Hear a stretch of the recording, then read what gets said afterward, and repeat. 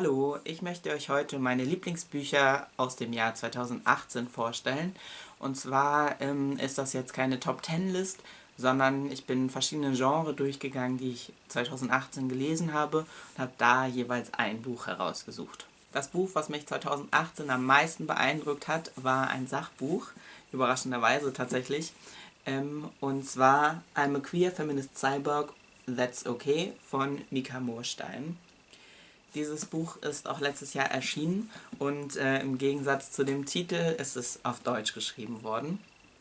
Äh, Es geht um Ableismus und die Person, die dieses Buch geschrieben hat, hat sehr viele autobiografische Geschichten eingeflochten, aber es geht auch viel um Theorie und ich persönlich fand es einfach die perfekte Mischung aus beiden und ich würde am liebsten allen Leuten dieses Buch schenken, dass sie es lesen, weil es hat mir so viel gebracht und bis dato hatte ich immer so eine Vorstellung, wie mir Sachbücher gefallen können und dieses Buch ist einfach quasi ein wahr gewordener Traum. Mir gefällt das Buch richtig, richtig gut. Ich habe auch ein Video dazu gemacht, falls euch mehr interessiert, worum es geht. Die nächste Kategorie sind Klassiker. Klassiker sind für mich Bücher, die älter sind, also auf jeden Fall nicht dieses Jahrhundert geschrieben worden sind. Das Erscheinungsdatum muss mindestens 1900 bla bla bla stehen, sozusagen. Und wichtig für mich ist auch, dass ich den Namen von der Person schon mal gehört habe. Ähm, also, dass Leute den Namen immer mal wieder nennen und immer mal wieder Bezug auf diesen Namen von der Autorin, dem Autor nehmen. Wodurch ich meistens so ein bisschen eingeschüchtert bin, auch mich überhaupt an diese Bücher zu wagen. Aber genau deswegen versuche ich immer mal wieder solche Bücher in meine Bücher, die ich lesen will, einzubeziehen, weil es auch einfach ein bisschen Quatsch ist, sich davon einschüchtern zu lassen. Genau, das ist aber so mein Arbeitsbegriff von Klassiker. Ich weiß nicht, was die offizielle Definition von Klassikern ist. Lange Rede, kurzer Sinn. Das Buch, was ich zu Klassiker zähle, was mein Lieblingsklassiker im Jahr 2018 war, ist Die Farbe Lila von Alice Walker. Das Buch habe ich für den Queer Lit Readathon gelesen und ich freue mich einfach super. Es stand schon fast ein Jahr in meinem Bücherregal und ich habe es jetzt endlich für den Readathon geschafft zu lesen und das war richtig gut. Also ich war abgeschreckt von diesem Buch, weil ich wusste, dass es um sexualisierte Gewalt viel geht und auch um rassistische Gewalt. Es werden einfach so die sexistischen und rassistischen Zustände in den USA im letzten Jahrhundert beschrieben, was ja einfach sehr gewaltvoll ist, aber es geht hier auch viel um Solidarität und Liebe auch. Dieses Buch ist voll mit starken Frauenfiguren. Die sind alle unterschiedlich und nicht alle auf die gleiche Art und Weise stark, aber diese Vielfalt an Frauenfiguren, die in diesem Buch auftauchen, hat mir richtig gut gefallen. Und auch wie das Buch geschrieben wurde. Also ich habe die deutsche Übersetzung gelesen aus den 80ern und ich glaube, dass sie erstaunlich gut ist. Also sie hat mir erstaunlich gut gefallen. Sie hat nämlich, glaube ich, das, was ich auch in anderen englischen Rezensionen gelesen habe, gut übertragen. Also dieses Buch ist hauptsächlich in Tagebuchform, aber auch ein bisschen in Briefform geschrieben worden. Dadurch ist das Ganze sehr umgangssprachlich und war sehr kurzweilig. Also einfach die Form und der Inhalt haben mich super positiv überrascht. Das hat mir richtig, richtig gut gefallen. Die nächste Kategorie ist Jugendbuch. Ich habe 2018 einige Jugendbücher gelesen. Das, was, glaube ich, am meisten Eindruck bei mir hinterlassen hat, war Im Monster Calls von Patrick Ness. Dieses Buch geht einfach sehr gut mit den Gefühlen von Trauer und Wut um. Das hat mich sehr, sehr angesprochen. Die nächste Kategorie ist Sci-Fi. Ich habe im Jahr 2018 recht viele Sci-Fi-Bücher gelesen. wo mir auch sehr viele gut gefallen haben. Das Buch, was ich jetzt hier hervorheben will, ist Margins and Murmurations. Dieses Buch handelt von einem dystopischen Staat und dem Widerstand dagegen. Ich finde, so die grobe Geschichte ist sehr typisch für Sci-Fi. Was mir besonders gefallen hat, ist, dass die Geschichte aus verschiedenen Perspektiven geschrieben wurde. Und zwar fast alle aus dieser Widerstandsperspektive. Und dieser Widerstand ist sehr geprägt von Transfrauen und von SexarbeiterInnen. Und genau aus diesen Perspektiven wird zum Teil die Geschichte auch erzählt. Das heißt, es gibt in diesem Buch nicht nur eine Transfrau, sondern mehrere. Und es gibt nicht nur eine Sexarbeiterin, sondern mehrere. Einfach diese Vielfalt von Perspektiven hat mir in diesem Buch so gut gefallen, dass ich es als mein Lieblingsbuch für 2018 benennen möchte. Die nächste Kategorie ist Serie. Ich habe 2018 ein paar Serien gelesen. Die auf jeden Fall bei Weitem alles übertroffen hat, ist Binti. Auch ein Sci-Fi-Buch, ein Afrofuturism-Buch. Ich habe es jetzt aber in die Kategorie Serie gepackt. Die Serie besteht aus 3 so kleinen Heftchen Novellas. Genau, es ist eine Trilogie. Es erzählt die Geschichte von der Hauptperson, die auch Binti heißt. Und es geht um sehr viel. Obwohl die Bücher so kurz sind, ich möchte ja auch nichts jetzt verraten, geht es um sehr, sehr viel. Alles davon ausgehend, dass die Hauptperson im ersten Teil ihren Heimatplaneten verlässt, als erste aus ihrer Gemeinschaft und zu einer Uni auf einem anderen Planeten fliegt. Und dabei gerät sie einerseits in kriegerische Auseinandersetzungen, wo sie einfach diese Gewalt auch erstmal verarbeiten muss, was einen guten Teil der Geschichte ausmacht. Und es geht auch darum, dass sie einfach noch jung ist, sich selbst finden muss und dadurch, dass sie ihre Gemeinschaft verlassen hat als Erste, was total untypisch ist, offensichtlich, sie auch erstmal so einen Bezug zu ihrer Familie, zu ihrer Gemeinschaft finden muss und gucken muss, wo ihr Platz ist, weil sie einfach so alleine ist und niemand ihre Geschichte teilen kann auf so einer selbst erlebten Basis sozusagen. Die 3 Büchlein bauen auf jeden Fall aufeinander auf. Ich würde auf keinen Fall den zweiten Teil vor dem ersten Teil lesen, weil es einfach eine durchgehende Geschichte gibt.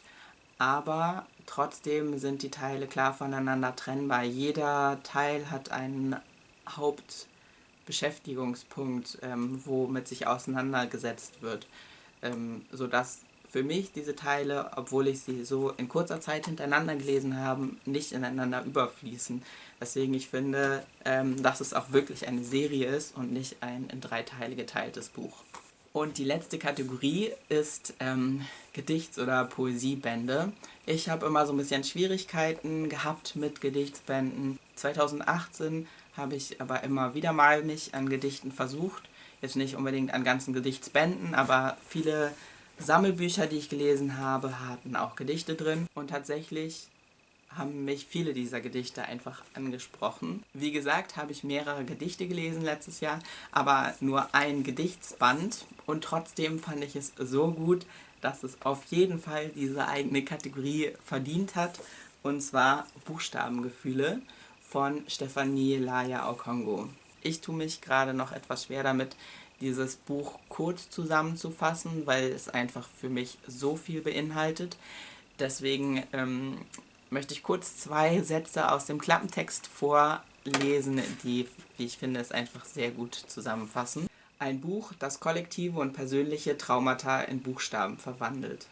Selten gereimt, immerzu poetisch begibt sich Stefanie Laya Okongo auf eine Reise dahin, ihre komplexen Diskriminierungserfahrungen erfühlbar zu machen. In diesem Buch hat die Autorin für mich ihre Wut und ihre Trauer sehr erfahrbar gemacht und trotzdem hat für mich hauptsächlich darin ihre Liebe und ihre Zuneigung einfach überwogen, was mich super krass beeindruckt hat. Und dieses Buch kann ich auf jeden Fall auch allen Leuten empfehlen. Dann wollte ich eigentlich noch eine weitere Kategorie dazu nehmen, und zwar Liebesgeschichten, weil ich die eigentlich auch ganz gerne lese und 2018 auch ein paar davon gelesen habe. Aber im Rückblick sticht einfach kein Buch besonders hervor, weswegen ich diese Kategorie ohne Buch einfach nur kurz benenne und sage, dass ich hoffe, dass es für 2019 wieder bessere Bücher gibt, die hauptsächlich Liebesgeschichten sind, die mir so gut gefallen werden. Ich mache ja hier hauptsächlich Videos für Booktube und es ist einfach nur ein Hobby für mich. Wie bei jedem Hobby habe ich manchmal Phasen, wo ich es super gerne mache und Phasen, wo ich mich eher erstmal motivieren muss. Und ich wollte jetzt zwei Kanäle nennen, die mich 2018 auf jeden Fall super motiviert haben, am Ball zu bleiben. Der erste Kanal ist Book by Lanes. Ich finde sie einfach super beeindruckend. Ich mag richtig, richtig gerne, wie ehrlich sie in ihren Videos ist. Also wenn sie ein Buch nicht mag, dann weiß man das. Und sie nimmt auch kein Blatt vor den Mund. Genau, das ist etwas, woran ich auf jeden Fall noch arbeiten möchte. Nicht, dass ich unehrlich bin, aber ich mache vielleicht ein Video einfach mal nicht, wenn mir ein Buch auch nicht gefallen hat.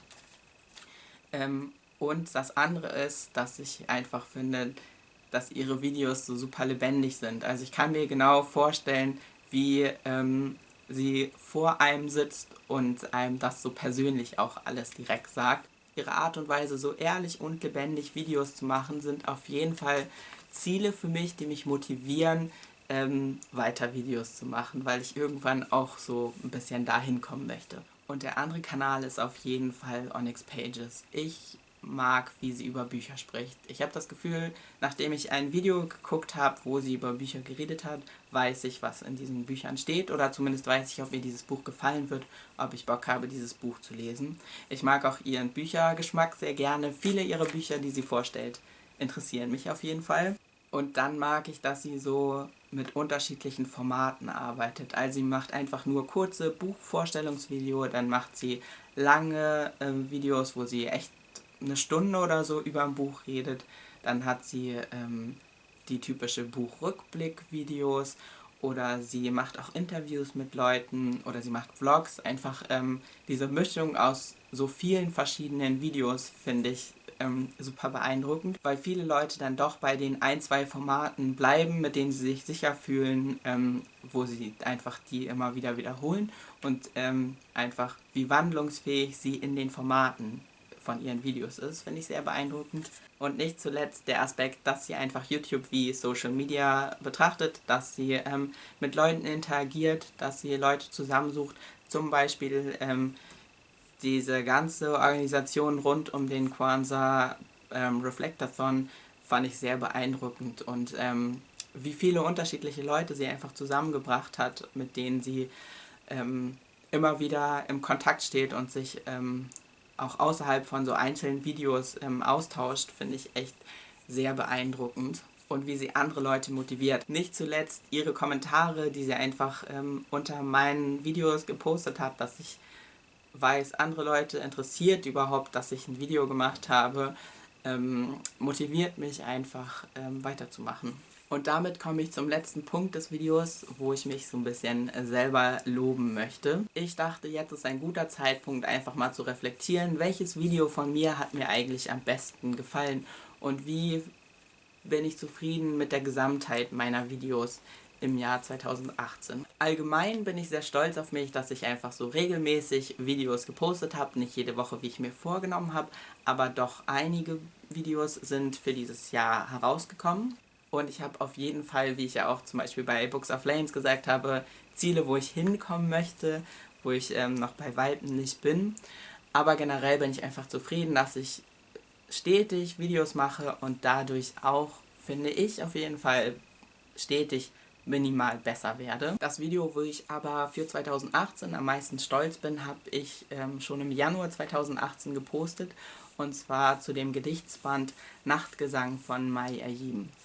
Den Gedichtsband habe ich 2017 gelesen und wie gesagt tue ich mich immer so ein bisschen schwer mit Gedichten, die zusammenzufassen, weil es einfach sehr persönlich ist und so viele Themen drin vorkommen, dass ich es schwierig finde, das innerhalb von so 2, 3 Minuten zusammenzufassen. Und ich habe mich dann entschieden, einfach ein paar Gedichte herauszusuchen, die mir sehr gefallen haben und die ich auch vorlesen mag, vorzulesen und dann nicht so viel darüber zu reden, sondern sie einfach bildlich zu interpretieren. Also ich habe versucht, das, was gesagt wird, nochmal bildlich auf einer abstrakten Ebene eigentlich darzustellen. Und ich bin ganz zufrieden mit dem Video. Also es ist auf jeden Fall es sind keine Hochglanzbilder, was ich auch gerne hätte, aber ich habe einfach nicht das Equipment und auch nicht die Software dafür, das zu machen. Aber ich bin schon ein bisschen stolz auf mich, dass ich versucht habe und mich gewagt habe daran, einfach mal etwas anderes, ein anderes Format auszuprobieren und nicht einfach nur kurz zu sagen, hey, das Buch hat mir super gefallen. Was auch gut ist, aber immer mal wieder hoffe ich, dass ich versuche, mich anders an Bücher heranzuwagen und nicht nur auf so einer rein Wortebene. Und damit war es das mit meinem Rückblick für 2018, was mir am besten gefallen hat. Mich würde interessieren, ob ihr ein Lieblingsbuch oder vielleicht auch 2 Lieblingsbücher habt, welche Booktuber ihr dieses Jahr am liebsten geschaut habt und ob ihr vielleicht sogar ein Lieblingsvideo habt, was ihr benennen könnt. Also ein Lieblings-Booktube-Video, was euch besonders beeindruckt hat im Jahr 2018. Ansonsten war es das von mir. Ich wünsche euch einen guten Start ins Jahr 2019. Bis bald!